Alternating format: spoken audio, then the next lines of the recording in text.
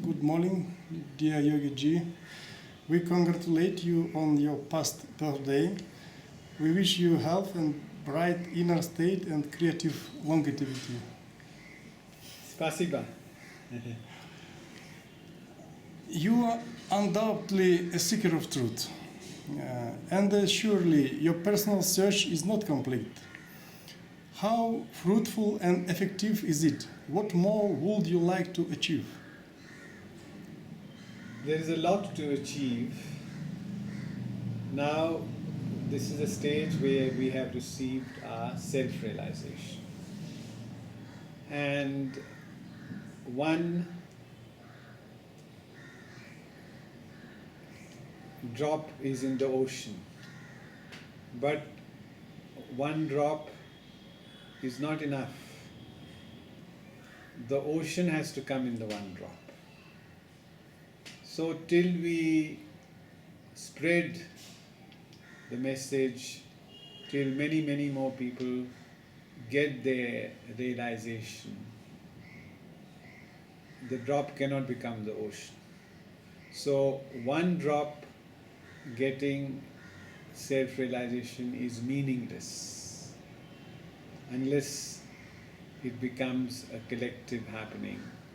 And that is the only way the world can change. Thank you. Could you tell from your own sacred experience what is a higher love? How does anyone become an integral part of it? Is it a blessing or does it take conscious action to become one? Till a point you can say that you have to be aware of yourself. There has to be self-awareness so that you can correct your wayward thoughts, negative thinking, reacting to others.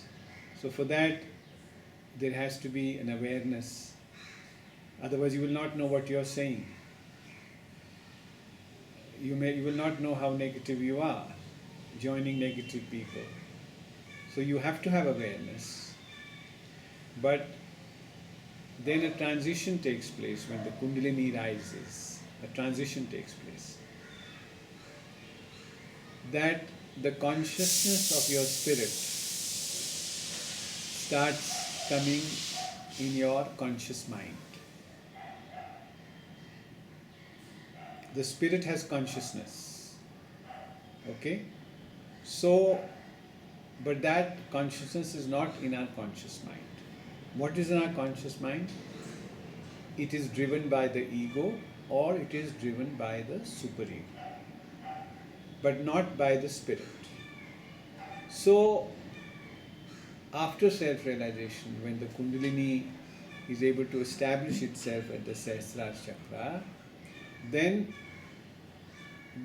we become conscious of the Kundalini. Or you can say the consciousness of the Kundalini starts permeating through us. So instead of the ego, the superego that was driving us, now the spirit becomes a driving force.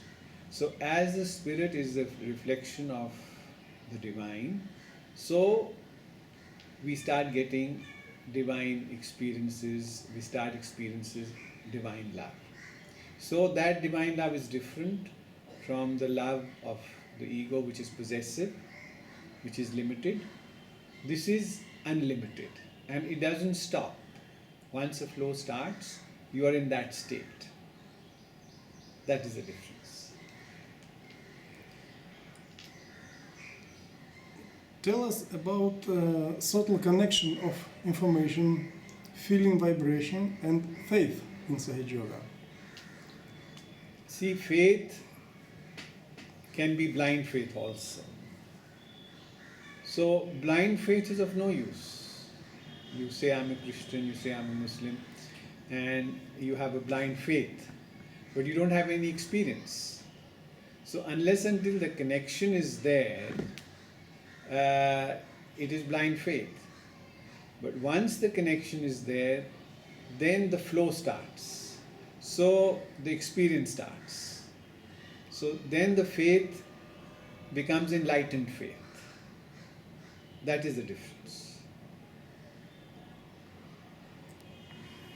How would you rate, if possible, of course, the various periods of Sahaja Yoga development, the 70s and 80s, and 90s and zeros, and the present days?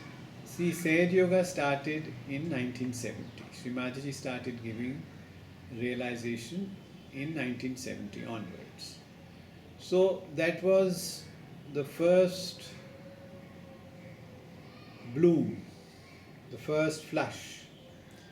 And people did not understand because it was something very new.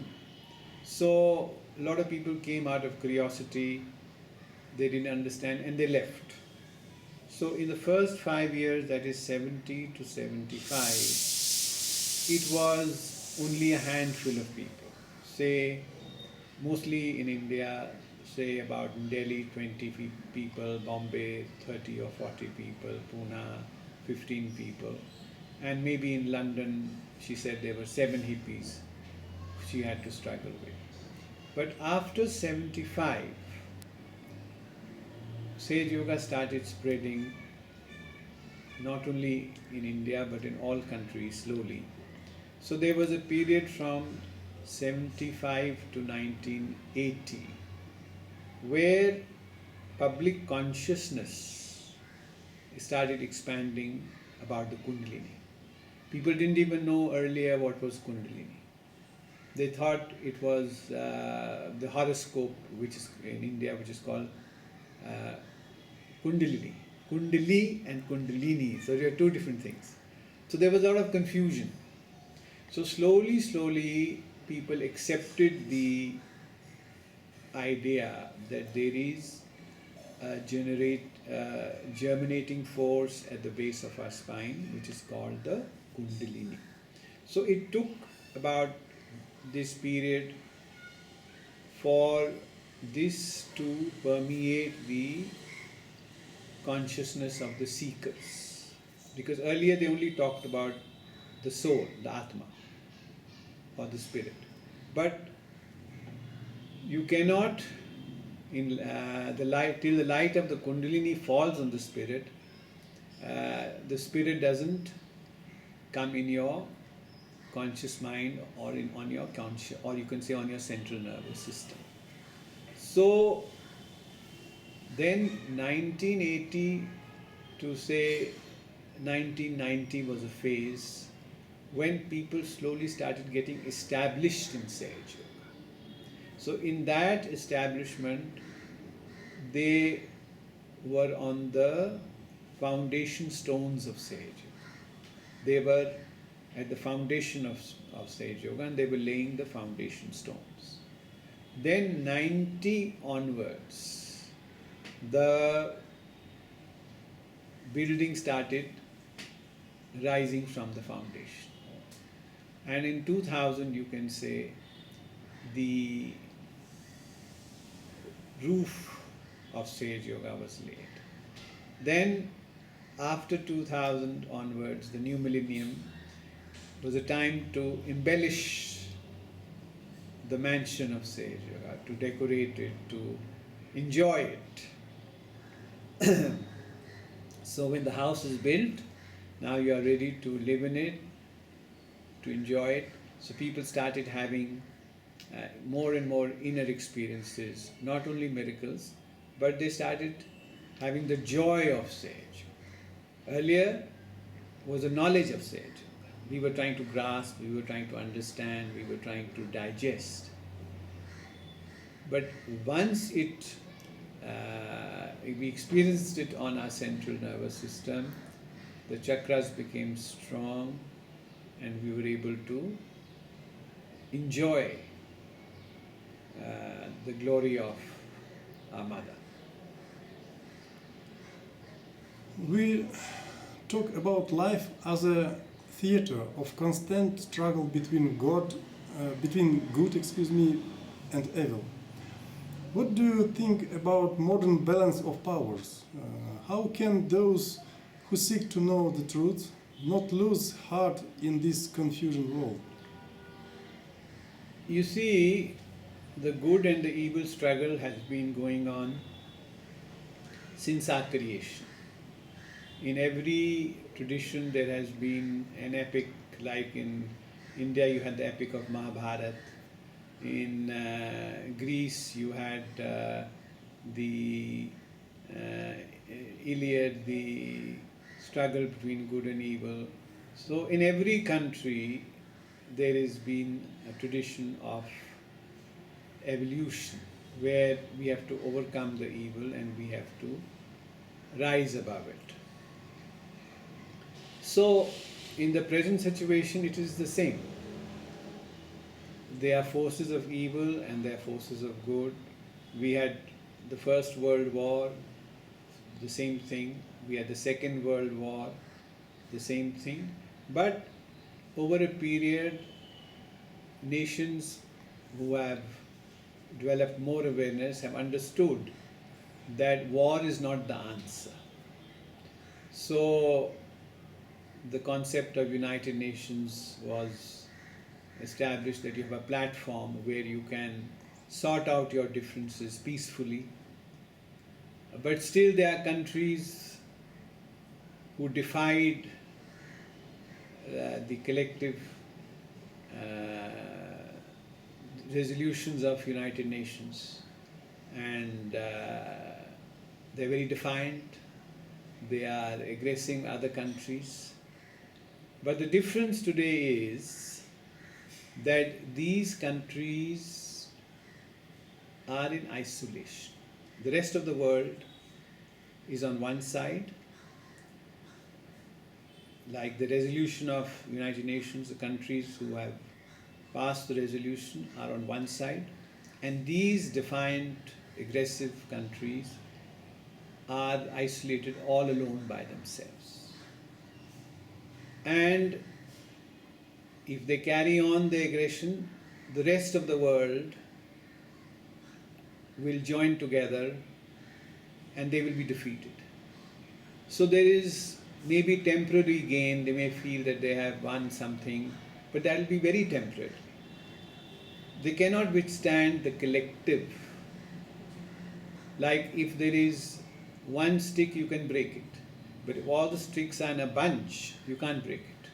So when the collective world on one side and one or two countries alone on the other side, they will eventually be defeated.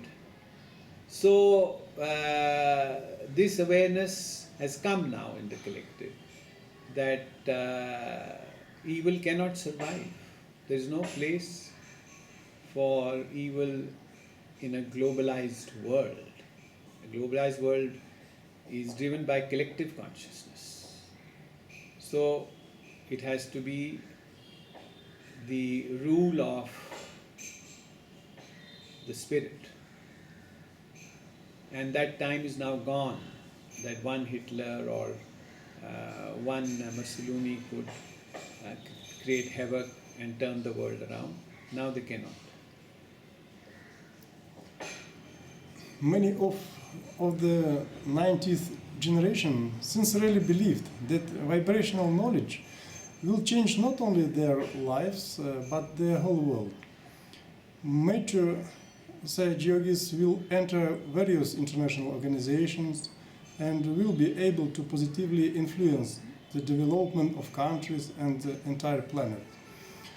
Scientists will begin to explore and implement the methods of Sahaj Yoga. Why this didn't happen? And will it ever happen? No, of course it has happened. You don't remember the Berlin Wall fell?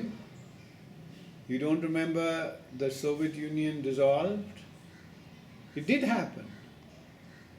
But you didn't relate it to Sahaj Yoga. You didn't relate it to vibrations. You didn't see how all the dictators, all the despots who were ruling country, how all of them got exposed, how so many countries got liberated from autocrat despots. Now there's hardly any country left. I mean, even Syria, where you had this Saddam Hussein, even he was removed. You had these terrorist organizations, Al Qaeda, and all these, and their leader was killed. So it has happened everywhere, everywhere in every country. You had the in these countries, all these dictators were removed. So now hardly any country has, maybe one or two countries are left which still have dictators, but nowhere else. So it is all happening. Only thing is we are not aware of it. And you will see, you saw that when we had this COVID, how countries helped each other. They gave vaccines.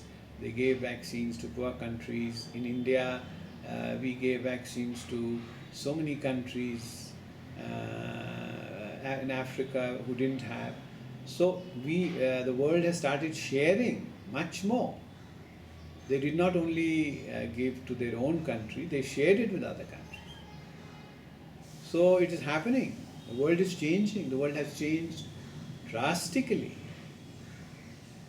This is because of Sahaj Yoga, because of the Sahaj Yogis giving vibrations, they're putting their attention to all the problems of the world has changed. This would not have happened before Sahaj Yoga.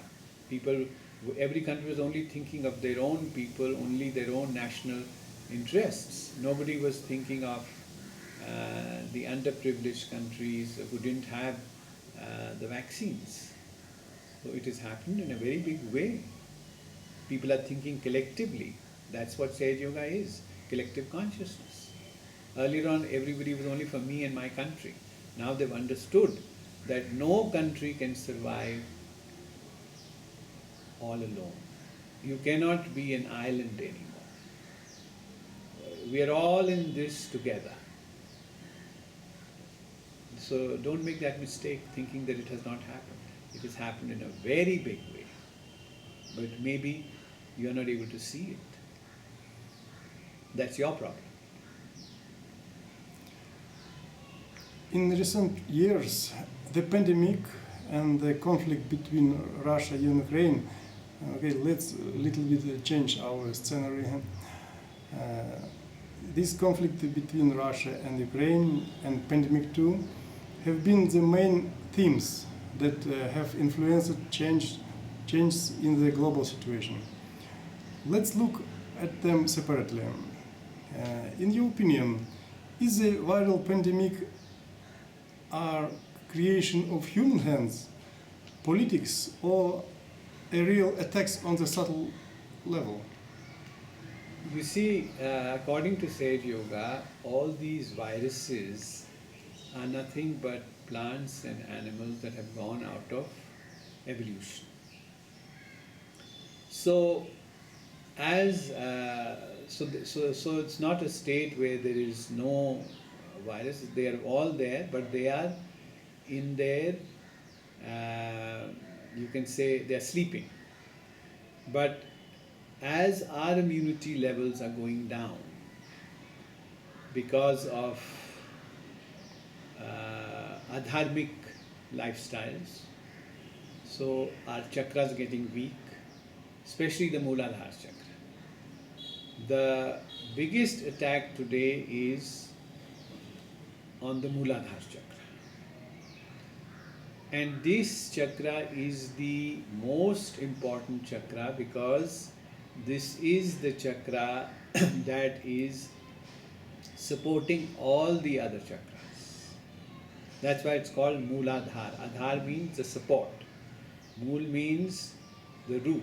So this is the support of the entire subtle system of all our chakras.